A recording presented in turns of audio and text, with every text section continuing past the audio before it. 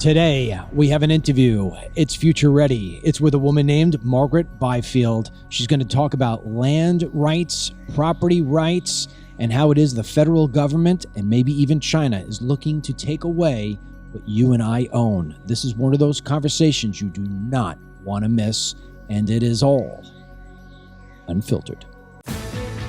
Dennis Michael Lynch gives you his word, and he will never let you down. He will always fight for America. The only one who really puts his money where his mouth is Dennis Michael Lynch. Hello, I'm Dennis Michael Lynch, and I thank you for joining me today. A few weeks ago, actually a few months ago, my God, time is going by so quickly, we started this new thing called Future Ready here in our new studio, and it is set up in such a way to where we want to have interviews that are compelling for you to listen to, in the sense that we take things that have happened today and yesterday, we look at them and say, what is it going to look like for us tomorrow? How do we become future ready? We've talked about AI. We've talked about voting and balloting. We've talked about a bunch of stuff. Today, we're going to talk about land rights. Now, on the surface, land rights is something that sounds boring, right? Oh my God. Have you ever been in a closing before? It's like you just want to get done, get your keys to your house and all the other different paperwork that's all in between, easements and all this other different stuff. You're like, all right, where do I sign? Where do I sign? Where do I sign? Well, think about your greatest asset.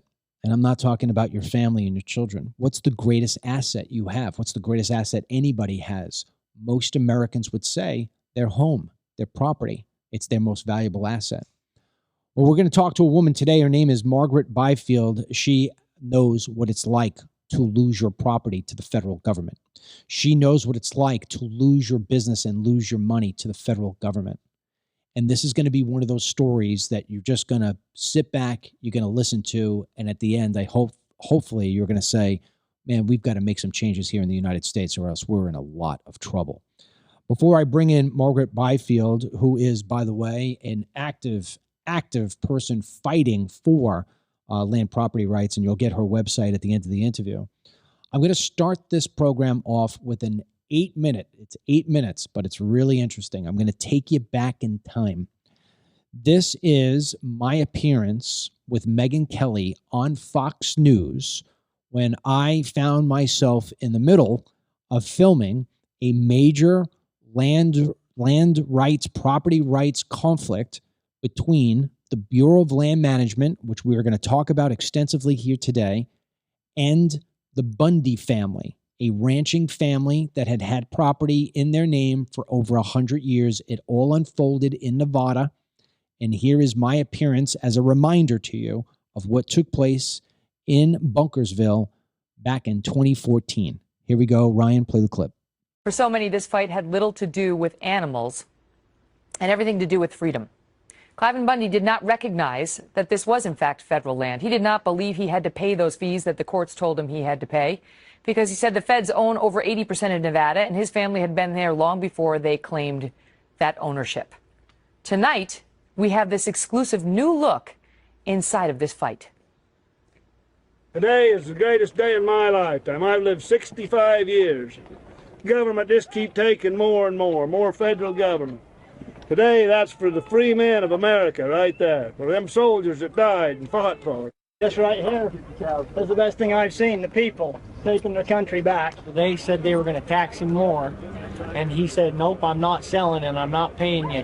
It's taxation without representation. Basically what they've done with this federal government law enforcement here, we've been paying their way to come here and point guns at these free people.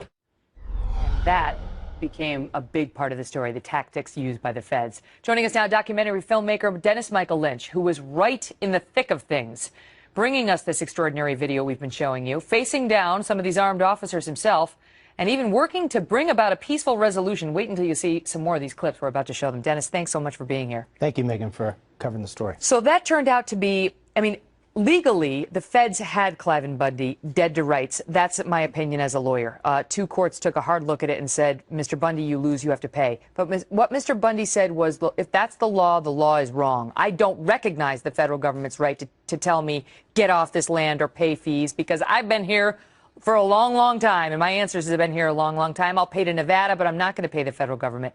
So it came down to, for him, a matter of principle. He didn't think the law was right. You went out there. How tense was it? Well, you know the kind of work I do. I've never experienced anything like this. Even along the southern border where you go? I've looked at cartel in the face. This was different. This was different for a couple of reasons. Number one is, I'm a New Yorker. You're not going to BS me. And when I went down there, before I'm going to put myself in harm's way, I had to understand who these Bundys were. If they were some kind of shysters, I was going to stand back. These people were willing to die on Saturday. They were willing to die. I heard it in their voices. I saw it in their eyes. And that's when I really got nervous, because you have Americans against Americans. And I'm seeing this is becoming the trend. And that's why, we're standing there, and they're making a prayer before they go into battle. We have some of that. Let's just show the audience. This is clip number 3 of the prayer before they went to confront the agents. As we go about this task, that we will be safe, and that we invoke thy power to defend us.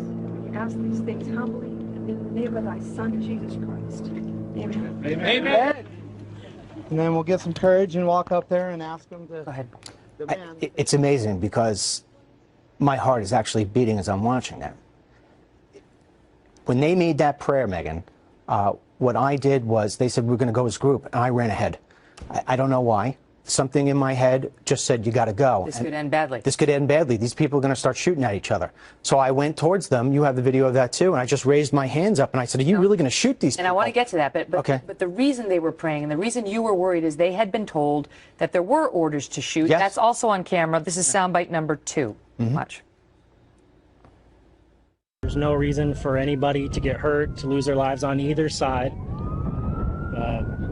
But it's a possibility. Well, they're just on the phone with Metro. Metro has the word to shoot on the people going up to get the cows right now. So the mindset of those in that prayer circle and of those who are going to go confront the feds over what they believed, I guess, is a moral issue for them. Yeah. We're willing to put their lives on the line. We're willing to put the lives of federal agents trying to do their jobs on the line. I mean, you must have been somewhat fearful. They must have been as well.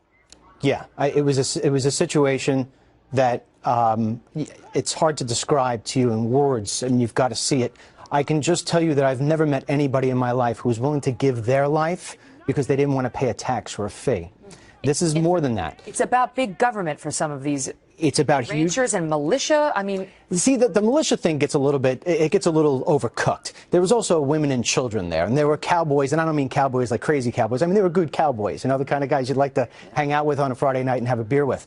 And I'm the only guy who's not from the area, so I have no emotional attachment to this. And I'm telling you, I have nothing to gain from the Bundys. Well, when I watch you make these videos, you don't normally become the news. You normally shoot the news, and yet I want to show our viewers what happened with you.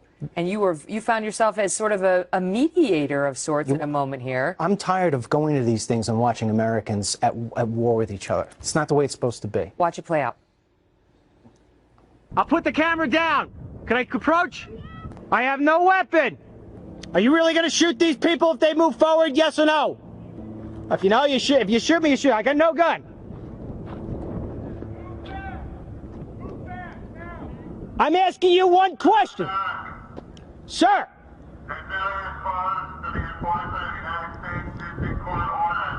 I do not have a weapon.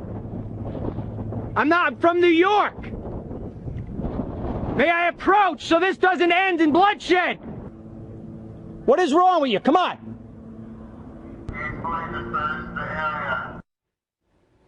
My wife isn't talking to me.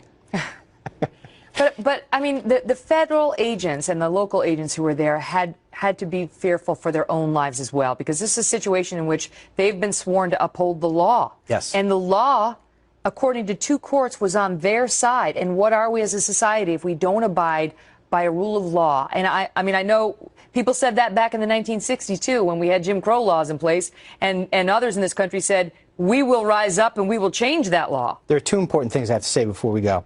Number one is that I was part of the crew that went over and was there when they were negotiating the deal.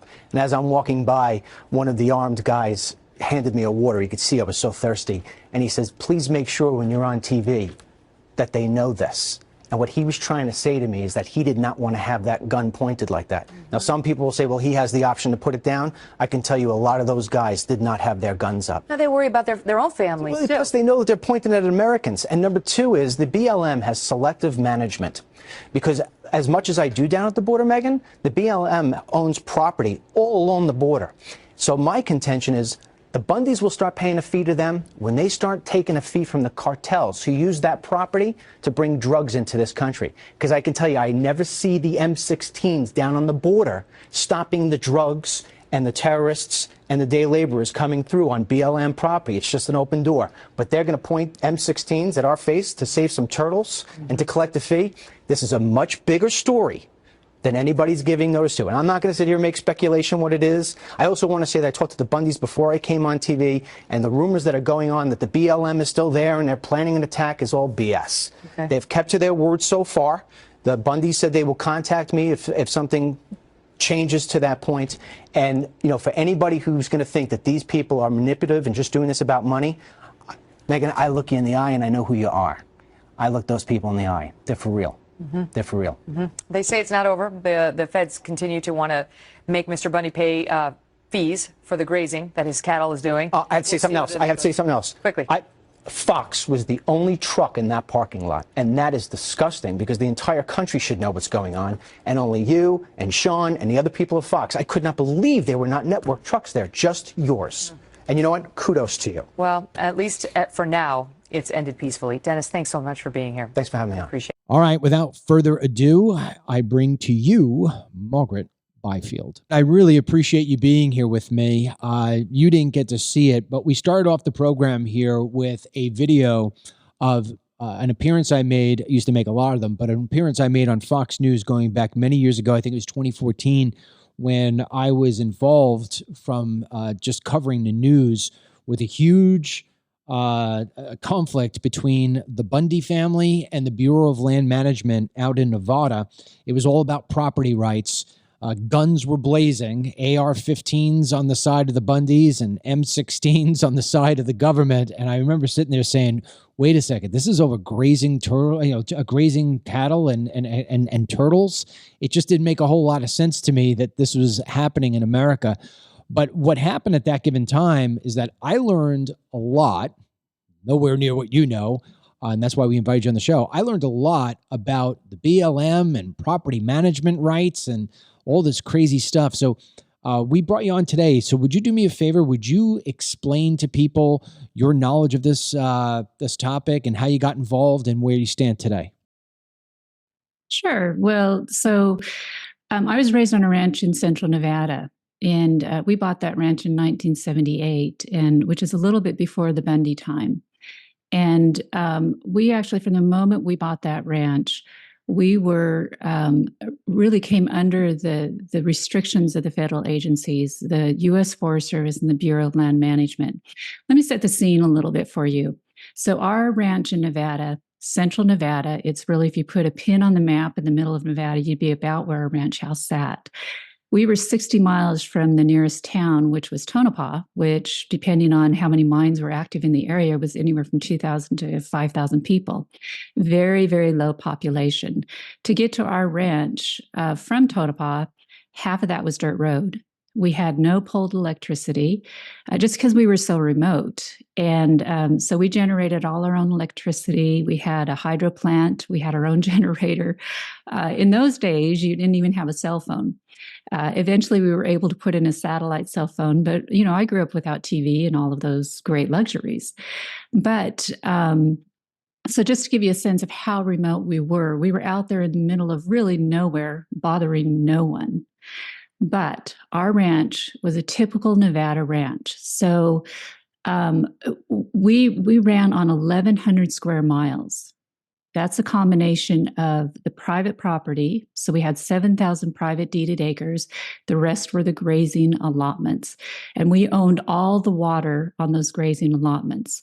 So a little background is when the West was settled It was settled really the same way the East was settled.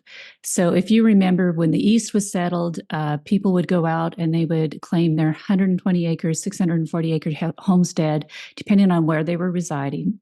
And then they would own that property by putting it to beneficial use. So the West was settled the same way. What happened, however, is the progressive movement really got its start at the time the West was settled. And they had enough political control that when it came time for the states to come into statehood, the federal government decided they would retain ownership of that land. So you had these states in the Western states coming in not on equal footing with the other states. And that's why when you look at a map of the United States, you'll see that the Western states are already federalized. 50% of the land in the West is owned by the federal government.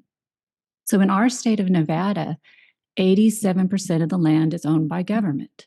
So that means if you have any kind of an operation and you're trying to make a living, your business partner is the federal government. Right. And so, when the West was settled, there was a huge conflict between the settlers who were already there and the federal government, because they settled the area believing they were going to own that property and those use rights.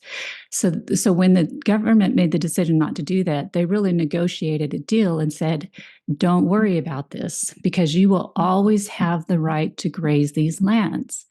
So most of the federal lands in the West were set aside as multiple use lands, meaning that you could recreate on them, graze them, mine them, drill for oil on them, harvest the trees from them, all at the same time.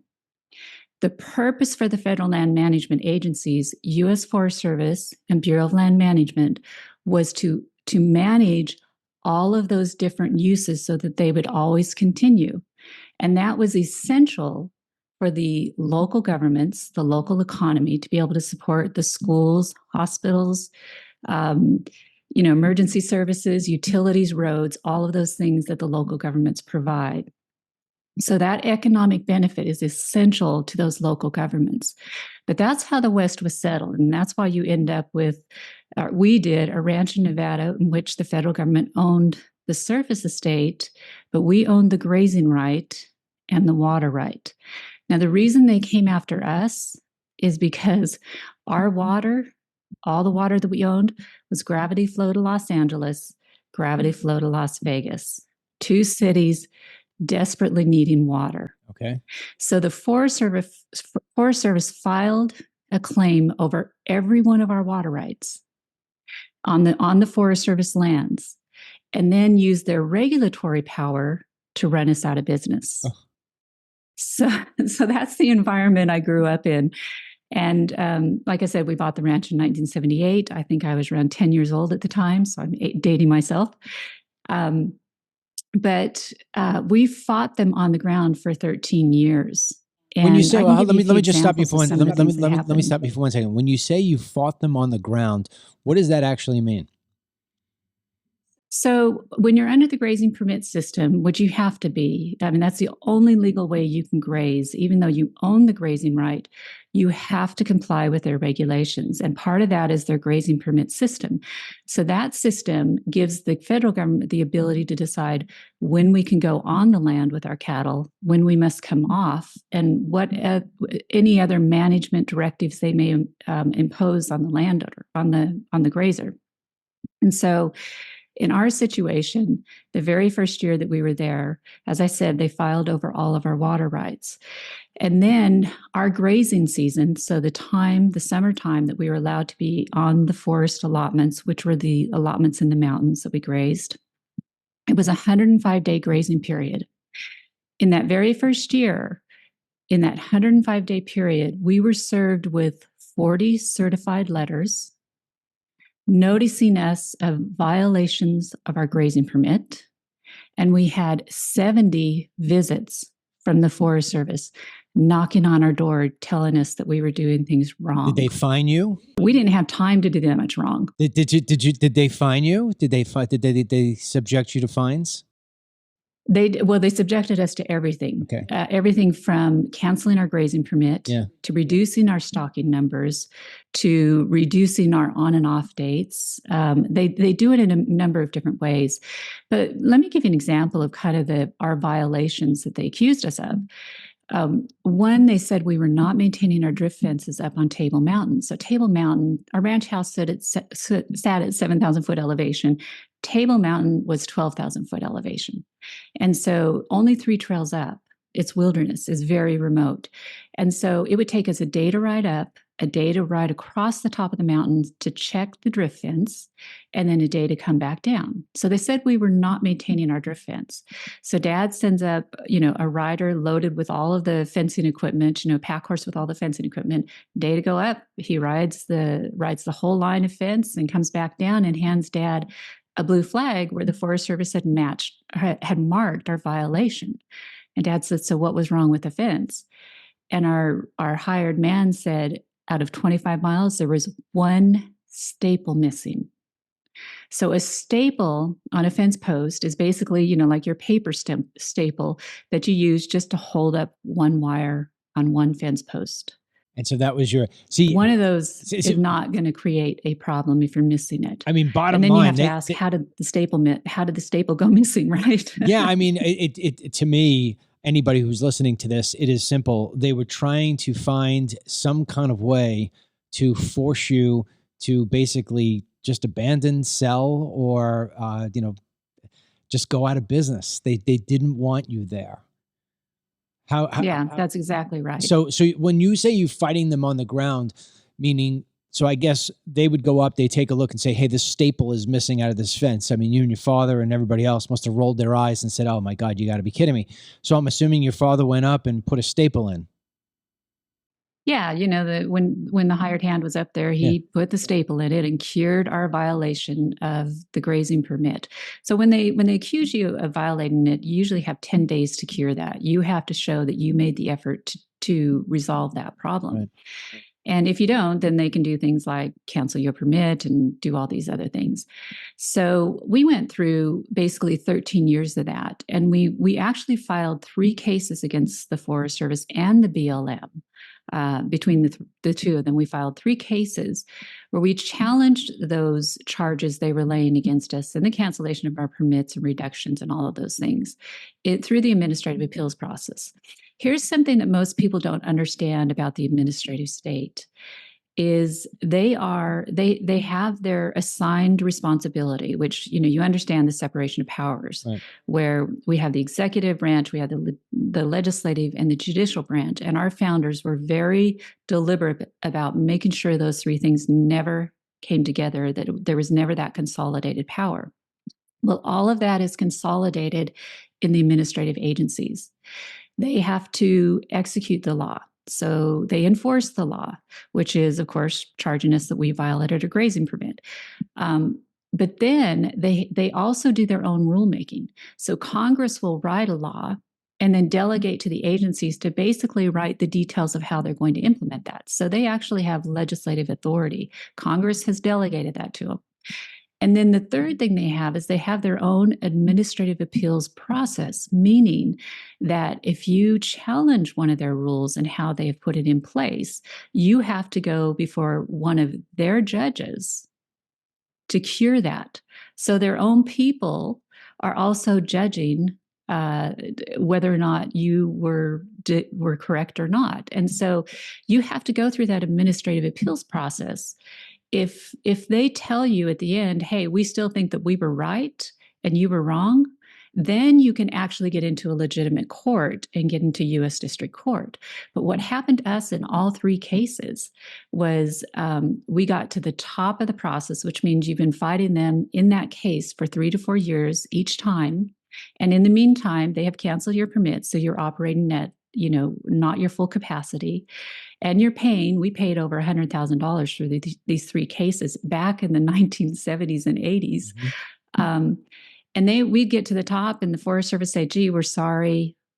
We think we were wrong here." And so it would take the whole case away and we couldn't get into court. and then the next year they just go back and do it all over again. So that's what they're doing. They're You're basically ground up in that. Yeah, what they're doing is system. it is the biggest form of corruption and kangaroo sort of court style that you can imagine. You wouldn't even think something like that in America would happen. It's almost mafia-like in the sense that, all right, we're going to drain you of your money. You're going to fight these things for 3-4 years. We're going to try to exhaust you. We're going to try to exhaust your funds. We're going to try to make you give up. And then somebody like you, your dad, says, I'm not giving up. This is my property. These are my rights. I'm not backing out.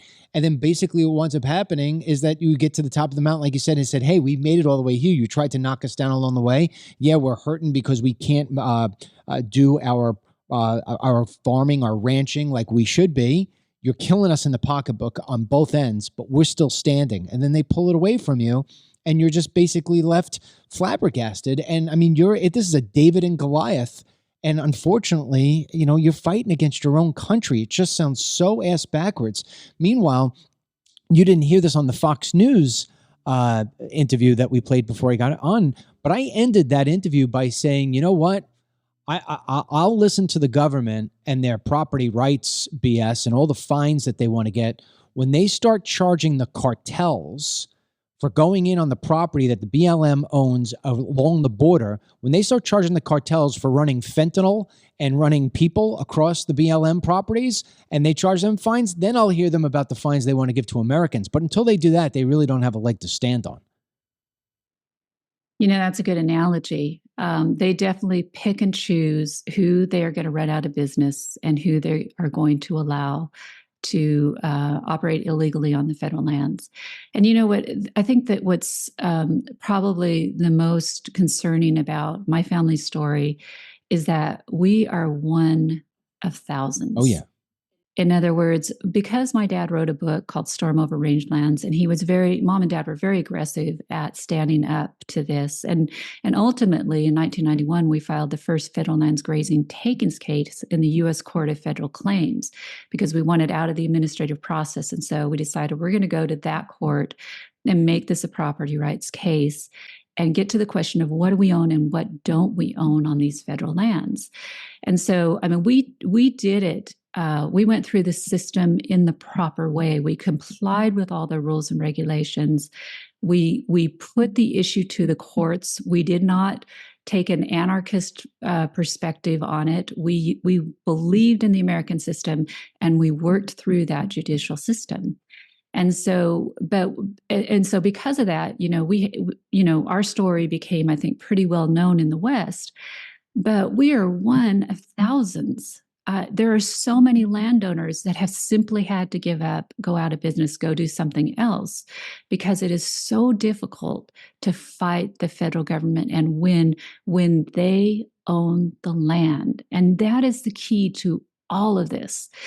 So what happened with your family? What happened with your family's property? I mean, what ultimately happened?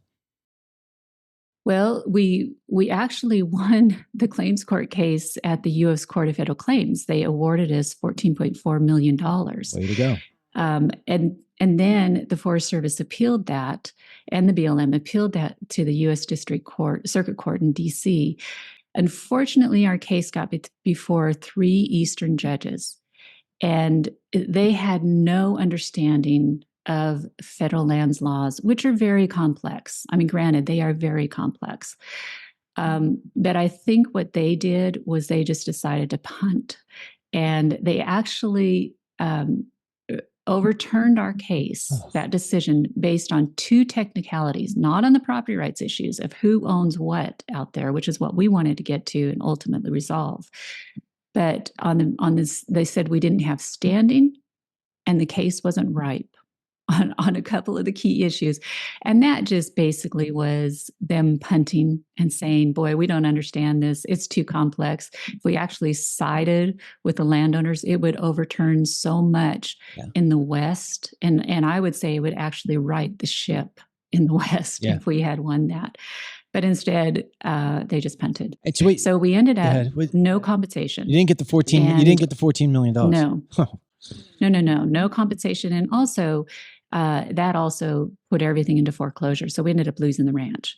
So there is no more, ranch owned by us in the West, or by my parents, what my parents had. And so, but, so you look at that and you think, wow, how do you fight these? And I really think it really goes back to, we as Americans need to understand how important it is that we own our property. That's the key thing that our founders did, which I don't think, we don't teach our kids this anymore. And that is, we have a great Constitution. We have a very explicit Bill of Rights that the federal government cannot infringe upon, but so do other nations. There are other great constitutions. So what makes America different? Why in America has it been that we, the people, can actually control and run our government, unlike other nations that have similar constitutions? That is because the key thing the federal government did was they determined, or not the federal government, the founders did, was they knew if the people were going to be able to control the government and protect our liberties, the people would have to own the land.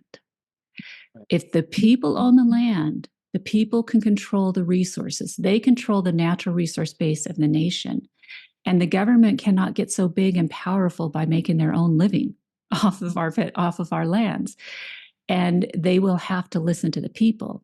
The other thing that does is it preserves this independence and self-sufficiency of Americans. That means if we have the right to own land, we can build our own home.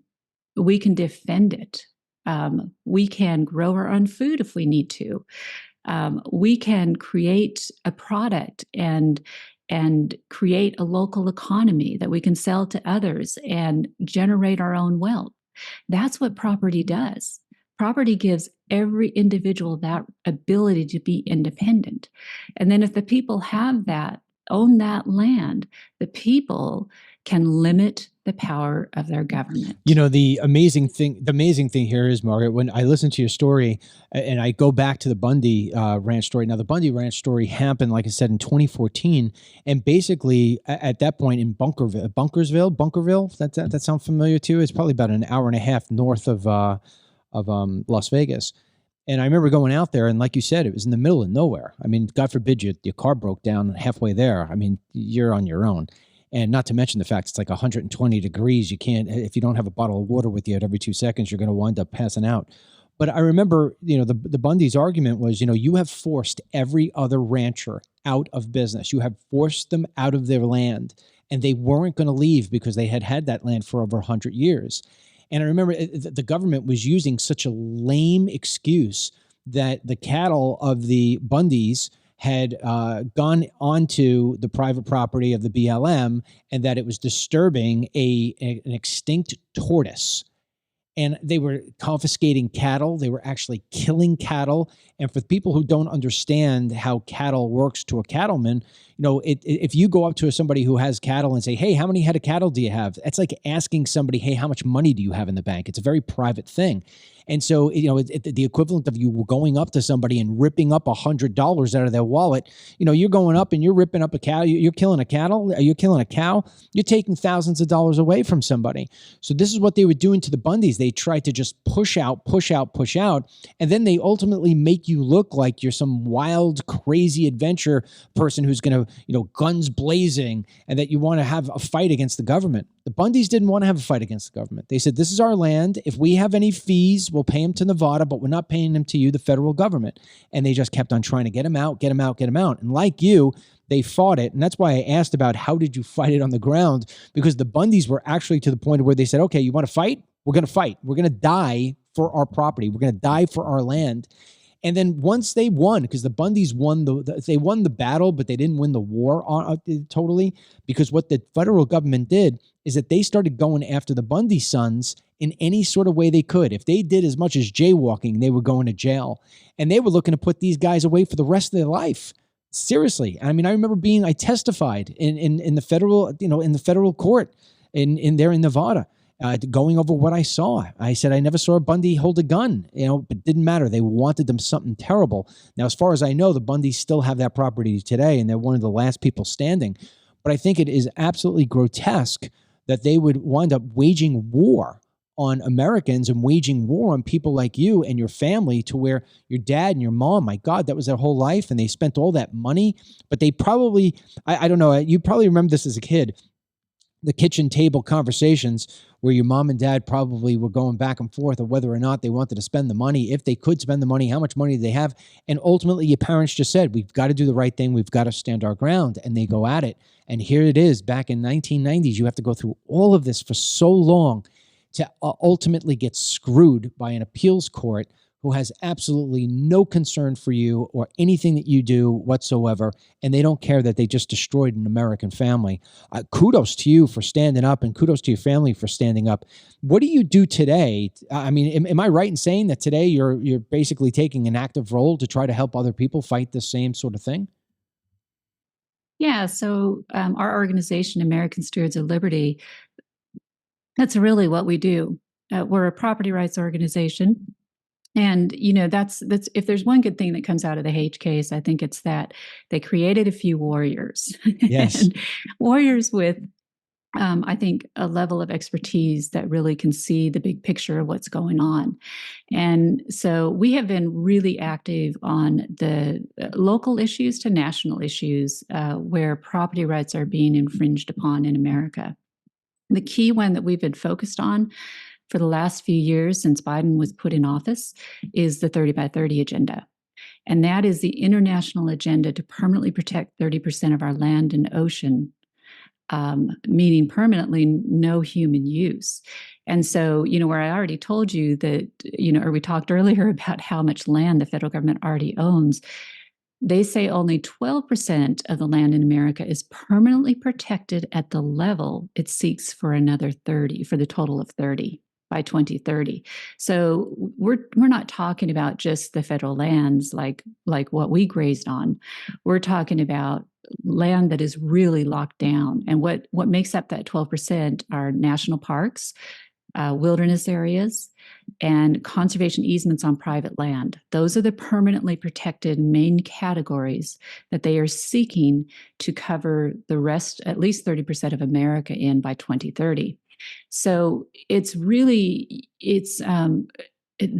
those kind of lands are so limited in the kind of production and flexibility they have to use the lands for other purposes. And so it really comes from this concept of the lands that humans are cancer on the earth. This philosophy. And therefore we have to limit the number of humans, and we have to set aside at least 30% of the world, 30% of the earth, exclusive to natural habitats with no human use. It's it's a crazy idea, but it has a lot of legs. If you've been following what's been going on in the European nation with the farmers, like in the Netherlands, the farmer protests that are going on, that's because they have been under something called Natura 2000, which is the equivalent of 30 by 30. It's just a good 20 years ahead of what Biden is trying to do in our country. And so we can look to what's going on there and see that we will be there very shortly if we don't shut down this agenda. I have two questions for you. Obviously Biden and all of his ilk, if they could, they would eliminate everything that is what we actually need in order to live. And they think that somehow we're just going to be able to walk outside and the sun is going to provide everything. And in fact, I wouldn't be surprised if they try to block that at some point too. But when Trump was in office, did you see these agencies, the forest agencies, the foresters and the BLM, the Bureau of Land Management, did you see them ease up a little bit, or were they still running on what some people would consider a radical agenda? Yes and no. I think that what you will find is it's very, very difficult to actually get control of the administrative state. And Trump and his people tried, I think, very well to do that. In the Department of Interior, which then oversees Bureau of Land Management, U.S. Fish and Wildlife Service, and National Park Service, basically the majority landowners in America, federal landowners in America.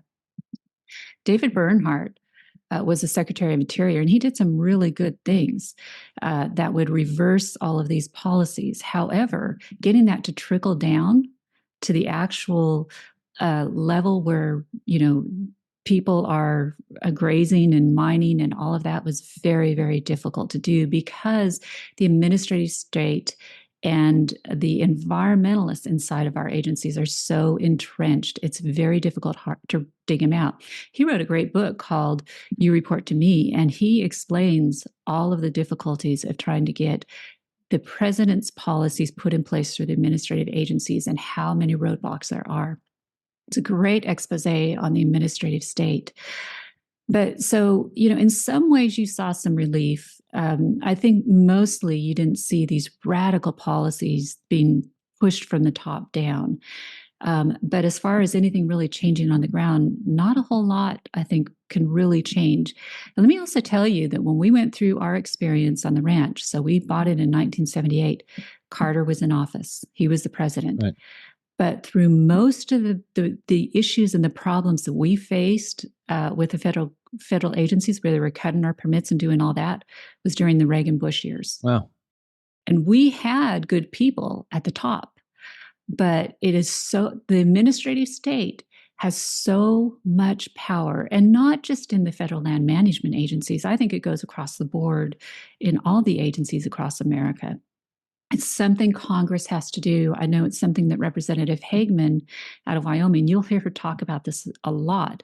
She's a land attorney. She understands this, but she talks about how Congress has to get back those delegated powers that we've given to the administrative agencies in order to get control of this administrative state again.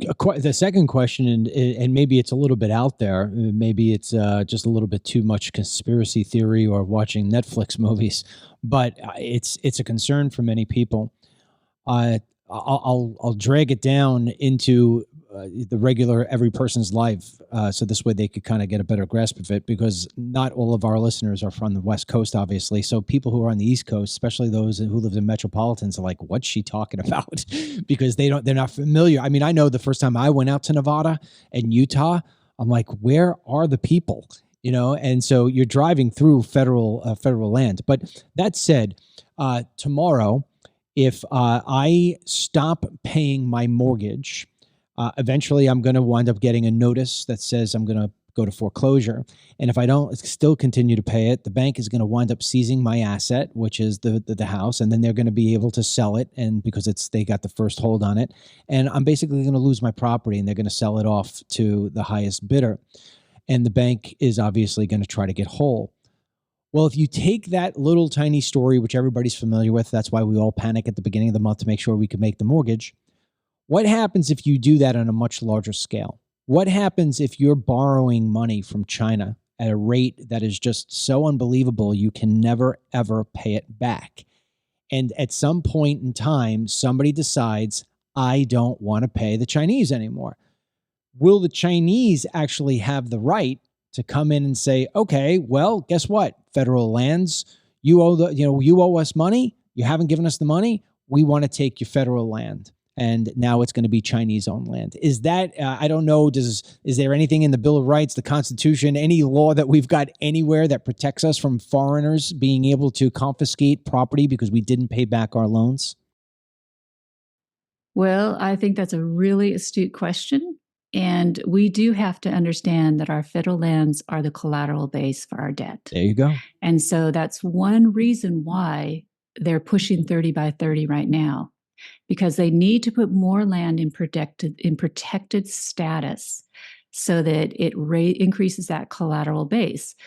The other thing that they did was and they're in the process of doing, and this is another agenda that we fought and fortunately stopped. We had 3 months to stop it, and we did. But they've done something else. They're trying to create something called natural asset companies on the private sector, and that's what we got stopped, where they actually would quantify and monetize natural processes and something they call ecosystem services that come off the lands. So ecosystem services are things like pollination, photosynthesis, clean air, things that nobody has a right to own because they belong to everybody, and everybody must have to live. That's why they have never been monetized before.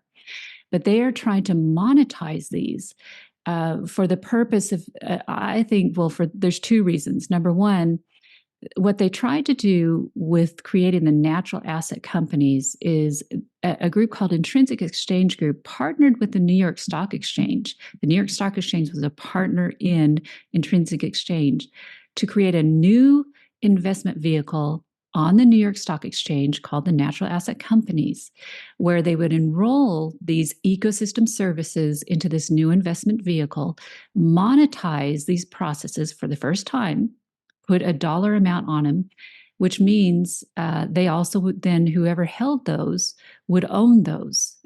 So somebody could own the air I breathe, and somebody could own the air you breathe. Good Lord. And then put them as an investment vehicle, so anybody could invest in them, including China sovereign wealth funds. There you go. BlackRock, Bill Gates.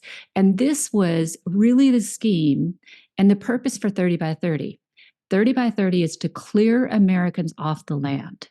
It's to erode the people's, the middle class's property rights. It's to erode them, the small landowner, erode their rights so that they can put those lands in this protected status in these natural asset companies, and the world elites would profit off of those. The same people pushing the climate crisis agenda, pushing 30 by 30, would be the ones who would ultimately profit from these ecosystem services.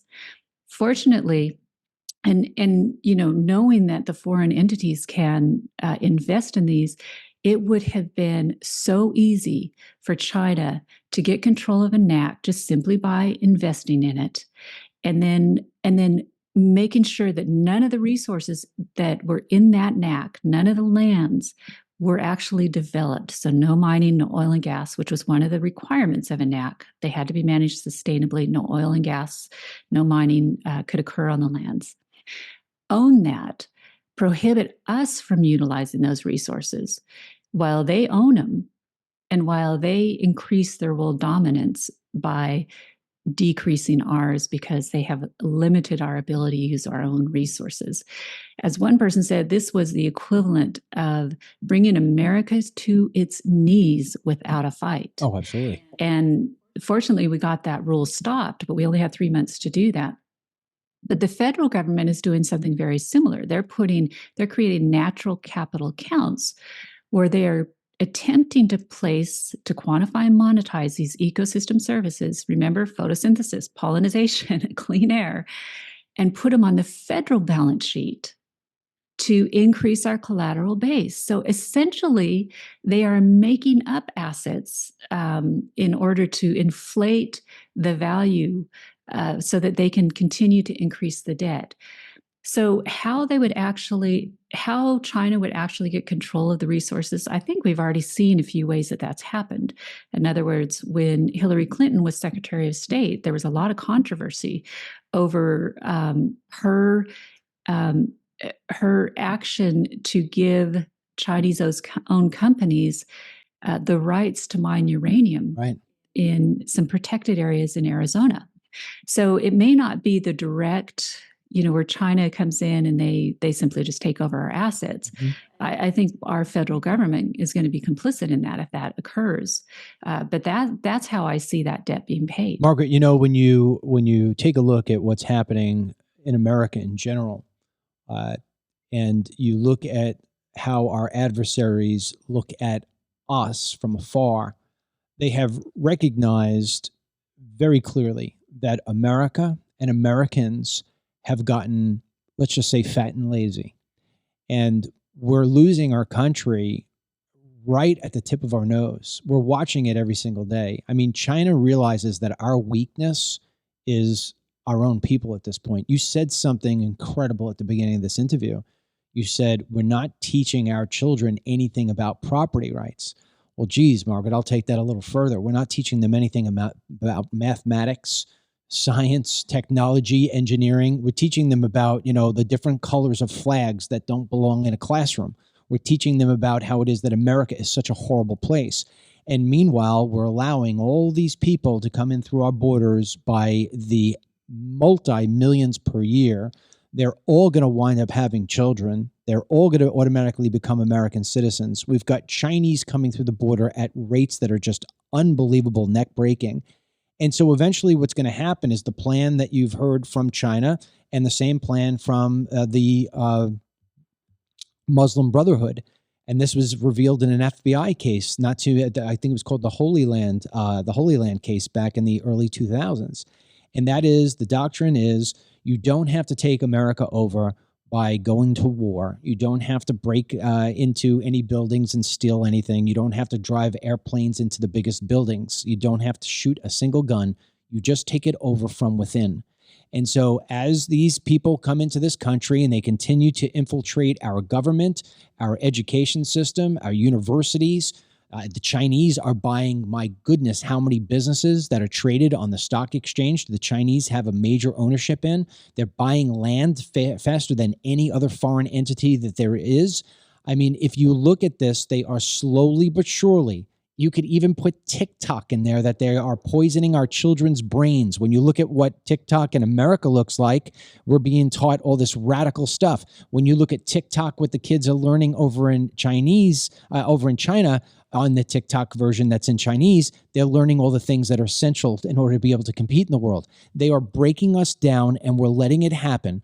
We know who's winning Dancing with the Stars, but we certainly don't know who's representing us in Congress. And slowly but surely, this country is just losing its foundation. It's people like you who are standing up and fighting and trying to educate people on what is actually happening that I feel may be our last stand. With that being said, last word here goes to you. What would you say to the people listening, what they need to know other than what you've already told them, and how it is that they could learn more about what they need to know through your website or your organization? Well, I think the key thing to understand is how important property rights are to our liberty. And, there's a couple ways that you can be sure about that. Number one, Karl Marx defined socialism as the abolishment of private property. In other words, if people can own things, they can control their government. And that's what they're trying to abolish. The other way to say that, which is actually what my dad said 30 plus years ago, is either you have the right to own property or you are property. Oh, good point. And so fundamental to fighting all of these agendas, it all comes down to whether or not the American people are going to control their government or not. And the key to doing that is making sure that we own the property. And that's why they are coming after our property through all these conservation programs and telling us there's climate change and telling us we're, mismanaging our lands. Therefore, the government must come in, or the Environmental Land Trust must come in and do this for you. And we need to push back on that. When you hear about conservation programs, what I want people to do is I want the hair to start standing up on the back of their neck, because that is the propaganda they're using to get control of our lands and therefore to get control of the people.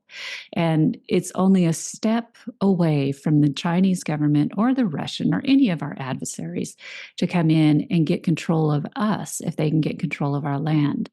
And so that's really where, when you break it all down, there's so many fronts we have to fight on. Have to fight on at this point. But retaining the ownership of property, people owning the land in America, is absolutely critical to winning this war on all fronts. So that's the message that I would leave, and just, have people really understand how valuable it is, how precious it is. We're the only nation that has that respect for property rights and the protection for property rights. And when you put it in perspective, think about when our nation was founded. The most sophisticated form of transportation was horse and buggy. We're now, 253 years away into our, founding from 1776. And we have now gone from putting a man on the moon, airplanes are everywhere, satellites. When you think about how transportation, just that one industry, has absolutely exploded since America's founding. And I think That is because what America did was America gave people equal opportunity and the ability to be self-reliant and fulfill their dreams and to seek and become prosperous. And from that exploded human ingenuity, which has absolutely changed the world in less than 250 years. That is what our ability to have control over our own livelihoods through our ownership of property does for humanity. And that is what they are trying to take away. Great stuff, Margaret. I appreciate you. I mean, to me, this is one of the most interesting topics that you could cover. The website, if people want to learn more? Sure. It's americanstewards.us. Okay. And so I encourage everybody to go there, check it out. If you're somebody in the western part of the country that's going through something similar to what Margaret went through and what the Bundys went through and so many people today are going through, reach out to her in that website and definitely learn more. Don't blow this one off. Margaret, thanks so much for joining me. And sooner or later, there's going to be another case popping up like the Bundys or like yours, and we'll be sure to ask you back. Thanks so much. Thank you. All right, that's it for me. A very interesting conversation. I think the part of China taking over our property is something that every American, not just the people in Nevada or California or Utah or wherever those big, huge, rocky mountains and plains are, we have to worry about it throughout the United States. The plan for the Chinese is to take over the world. And in order to take over the world, you must take over the giant. And right now, we are the giant, but slowly but surely, the giant is being brought to its knees. Hopefully, we can get an administration back into the White House that recognizes what it is about America that makes America great. Because right now, we have forgotten it all. That's it from me. I appreciate your time. God bless you. God bless your family. God bless these United States. Please do not forget to download the DML News app. You can get it for free from the Google Play Store or the Apple App Store, and you can make sure that you never miss one of these interviews or one of these videos if you are an app holder, if you're an app user. And of course, when you're there, think about joining Team DML. Team DML is a special place for where the app goes into sort of VIP mode and you get a lot of extras. You can check that out by going to the 5th tab on the DML News app. It's called the Interact tab. Go to the top where it says Team DML Memberships, click it, and then find out about all the programs that are there. That is it from me. Don't forget the DMLCBD.com site-wide BOGO, buy one, get one free, ends on March 31, and we will not have another one for a very, very long time. Do not miss out on products that can help you and your family, help you with boosting the immune system, tamping down on that anxiety, basically helping you sleep like nothing else ever, and bringing down the inflammation and getting rid of those aches and pains. That's it for me. Thank you, Margaret. God bless you and all your hard work. Make sure you have yourself a great day. Get the Dennis Michael Lynch podcast every day by subscribing on Apple Podcasts or Spotify, and download the DML News app from the Google Play Store or the Apple App Store for breaking news, merchandise, films, exclusive content, and Team DML.